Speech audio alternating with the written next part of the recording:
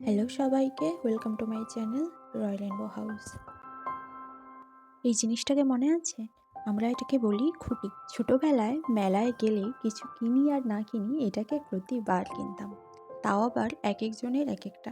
যেমন মা বাবা কিন্তু বড় বড় সাইজের, আমি আর আমার দিদি কিনতাম ছোট সাইজের। অত বড় কিনে কতদিন ধরে টাকা জমাবো, অত ধৈর্য ছিল না।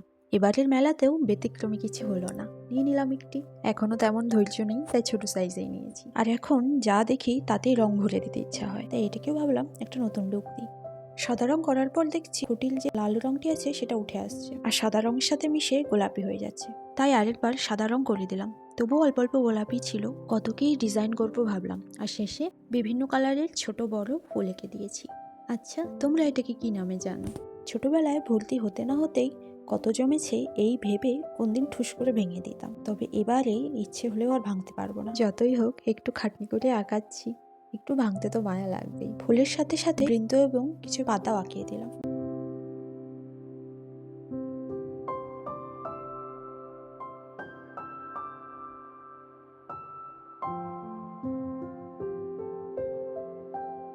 আর খুঁটির নিচের অংশটাকে করতে চেয়েছিলাম ব্রাউন কালার, তো হয়ে গেল ব্ল্যাক। মানে হয়েছিল কি, খয়েরি রংটা ছিল না, তাই লাল, হলুদ আর নীল রং মিশিয়ে ব্রাউন কালারটি বানালাম, কিন্তু সেটা কালো কালো মনে হচ্ছে। পরে আবার ব্রাউন কালারটি একটু হালকা শেড করে রং করলাম।